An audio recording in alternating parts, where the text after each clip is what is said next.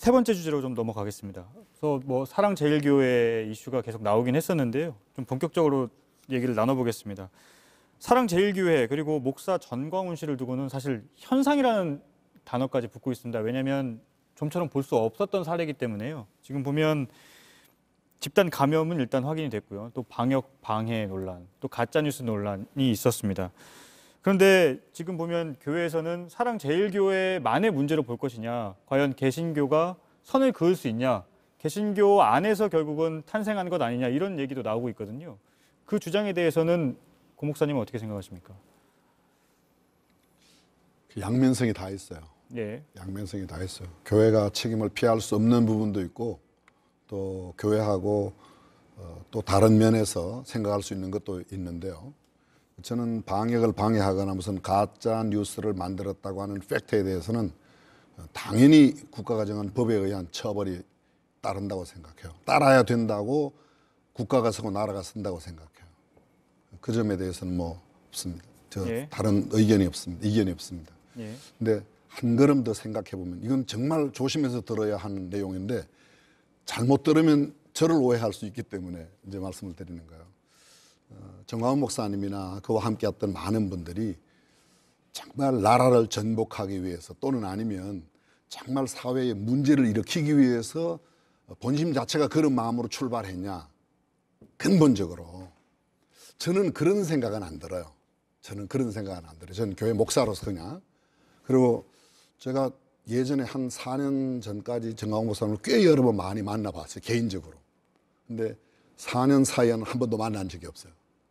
한 4년 새 정부 출발하고 그 직전까지는 만났었는데 그 이후는 한 번도 만나 적이 없는데요. 제가 볼 때 그분의 마음속에 제가 그때 만날 때까지 그분의 마음속에는 나름 나라를 사랑하는 마음이 분명히 있다고 제가 느꼈어요. 그러니까 이렇게 일장일단 방금 말씀드렸던 전자에 말씀드렸던 방역을 방해하거나 아니면 가짜뉴스를 만든 게 팩트여서 그게 사실이어서 그게 근거한 것은 엄연히 누구든지 예외 없이 법적인 처벌을 받아야 된다는 생각이고요. 거기에 나온 사람들이 정말 진심으로 모두가 다 그런 악한 마음이나 나쁜 마음으로 갖고 나왔겠냐. 저는 그런 건 아니라면 아까 말씀하셨듯이 이해를 한다는 측면으로 생각한다면 글쎄 우리가 또 한 번 생각해야 할 부분이 있다. 이런 생각인 것 같습니다. 네. 그 전광훈 씨가 사랑했던 나라가 도대체 어떤 나라일까요? 이 질문이 필요하다고 봐요.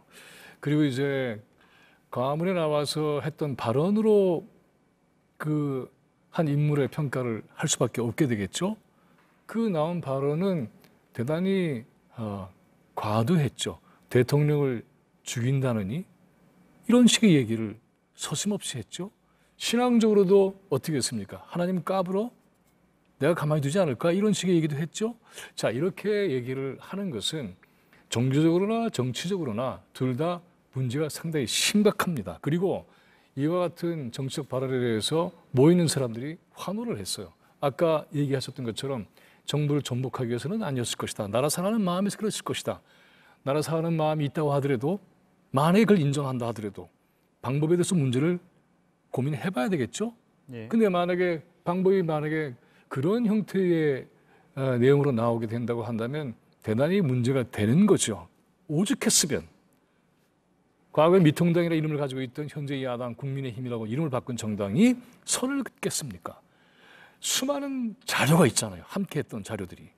수많이 함께했던 자료가 있고 함께했던 운동이 있고 함께했던 정치 집회가 있습니다. 이 모든 걸 지금 부인하고 있어요. 왜 그럴까요? 바로 이런 것들이죠. 그러니까는 고 목사님은 좋은 마음으로 잘 받아주시기 위한 뜻이라고 제가 받아들이겠어요. 하지만 교회의 중요한 지도자 아니세요? 그렇다면 저는 이 문제에 대해서는 명확한 입장이 필요하다고 봐요. 그리고 실제로 이 목사가 아니잖아요. 제도적으로도. 현재. 그렇잖아요? 그러니까는 목사로 부르지도 않잖아요. 많은 사람들이. 이러한 사람을 거의 말하자면은 이 대중 집회의 주인공 스타로 만들어 놓고 그리고 그 옆에 붙어서 정치 활동을 하는 무수한 정치인들도 있었고 그리고 지난해 그렇게 해서 이번에 국회에 진출한 사람도 있습니다. 예. 이런 사람들과 함께 뭉쳐있는 이와 같은 집단적 행위에 대해서 우리는 어떻게 판단할 건가? 나라를 사랑하기 위해서 아니면은 다른 의도를 가지고 촛불 혁명을 통해서 만들어진 민주적 정부의 현실과 미래를 전면적으로 부정하고 있단 말이죠. 어떻게 받아들이겠습니까? 예. 근데요, 사실 고 목사님께서 사람의 그 진심이었다. 진심은 뭐 좀 인정을 할 필요가 있다라고 했는데 누구나 사람의 진심은 알기 쉽지 않습니다. 예, 또 첫 출발은 뭐 순수했을지라도 변질되는 사람들이 아주 많습니다. 저는 어떤 케이스인지 전광훈 씨에 대해서는 제가 말할 수는 없는데요. 저는 이 전광훈 씨의 아주 심각성은 종교인으로서 목사라고 하는 그런 위치를 갖고 마구 그 시민들, 교인들을 막말로 또 자신이 뭐 애국운동 한다는 그것으로 마구 그 반지성적 그리고 반이성적 이런 행태를 보이면서 사람을 사실 노예화시켰습니다. 이번에 그 사랑제일교회 교인들이 확진자들이 성경책 끼고 도망가는 것을 뉴스를 통해서 보셨을 것입니다. 거기에 교인들이 보건당국을 믿지 마라라고 하는 뉴스까지 합니다. 이것은 이 전광훈 씨가 종교인으로서 자신이 무슨 대단한 힘이 있는 것처럼 자신이 뭔가 무슨 그 하늘과 소통하는 것처럼 그런 얘기를 많이 했습니다. 대한민국은 망한다. 내가 성령의 음성을 들었다. 하나님 까불지 마. 나한테 주고. 코로나는 광장에서 모이면 걸리지 않는다. 뭐 심각한 발언들을 아주 많이 했습니다. 예. 이게 그런 어떤 목사로서 감히 자기가 그런 행세를 한 것입니다. 이거를 한국교회가 보수적 한국교회가 부추겼다는 것이에요. 키웠습니다. 이게 키운 자료를 제가 하면 지금 이 토론 시간에 얼마든지 많이 있습니다. 이렇게 된 것을 그 사람은 진심이 있었다. 우리가 끝까지 사람은 사랑해야죠. 사람은 사랑해야 합니다. 그래서 저는 전광훈 씨에게 정말 회개하고 또는 거기에 마땅한 책임을 지고 징벌을 받고 다시 새로운 사람으로서 살아가기를 바라는 이런 마음은 있습니다. 그러나 그동안의 행태, 교인들에게 대한 그런 행태, 또 광장에 나와서 시민들을 우롱했던 행태, 거기에 그 정치계, 우리 그 개신교 목사들이 함께 했었던 거, 이것은 정말로 우리 한국 사회를 위해서 통회하고 자복해야 된다. 예. 이것을 진심으로 왜곡하거나 호도하면은 안 된다고 봅니다. 예. 한국교회의 수치라고 인식하는 일이 저는 대단히 중요한 출발점이라고 봐요. 그래서 고 목사님이 인간적인 이해를 표시한 것은 일면 받아들일 수 있다고 쳐도 현재 진행형인 전광훈이라는 사람의 행태 그리고 함께하는 사람들의 모습 이거를 전면으로 지켜보면서 과연 성서에서 이 사람은 어느 유형에 해당하지 답이 나올 수 있잖아요. 그래서 그런 각도로 이 문제를 정리하는 것이 한국교회의 앞날을 위해서뿐만이 아니라 한국사를 위해서도 매우 소중한 기여를 저는 할 것이라고 믿고 있습니다. 예. 고명진 목사님, 방금 방혜성 목사님께서 말씀하신 내용 중에서 그 목사 전광훈 씨에 대해서 보수 기독교계가 키워냈다라는 말씀을 하셨는데요. 여기에 대해서는 어떻게 생각하십니까? 그런 면도 있다고 저도 뭐 동의해요. 예, 그런 면도 있다고 동의하고요. 제가 이게 참 이게 조심스러운 표현인데요. 정치에 있어서 여야가 극히 대립되는 경우가 있어요. 네. 같은 이슈를 두고. 근데 저는 다 나라를 위하고 백성들, 국민들을 위한다는 생각으로 argue 한다고 생각해요. 방법은 달라요. 생각은 달라요. 생각은 다르고 방법이 다르지만 아마 근본적으로 정말 나라를 망하게 하려고 하는 의도에서 하는 건 아니라고 생각이 들어요. 예. 저는 아직도 갖고 있는 생각이 전광훈 목사님에 대해서는 저는 아직도 갖고 있는 생각이 그분의 표현, 아까 지적하신 그런 표현들, 저는 입에 담기조차 정말 어려운 그런 표현들 막 이렇게 정말 안타깝고 아쉬워요. 예를 들면 온 국민들이 네.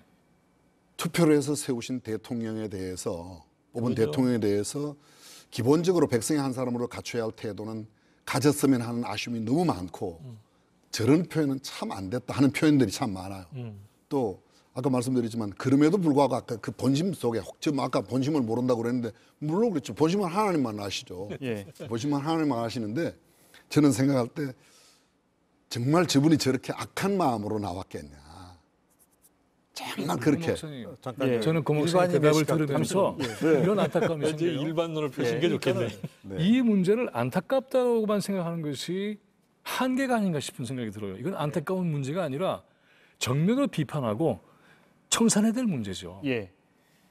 이종훈 평론가님께 예. 발언권 드리겠습니다. 저는 뭐 일반인 관점에서 좀 말씀드리면, 그러니까 정광훈 목사 같은 경우에 뭐 요즘에 이제 기독교계에서도 뭐 목사라고 안 부르는 분도 꽤 많더라고요. 그래서 이제 저도 뭐라고 불러야 될지는 모르겠습니다만, 일단은 일반 국민들이 정광훈 목사가 익숙하기 때문에 그대로 이제 말씀드리면, 제가 보는 관점에서는 이분은 정치인 반, 종교인 반인 것 같아요. 그런데 시간이 지나면 지날수록 점점 정치인으로 지금 전환되고 있는 과정인 것 같고, 제가 보기엔 요즘은 거의 뭐 8대2 정도로 정치인화 돼버린 게 아닌가 이런 생각을 일단 갖게 되고요.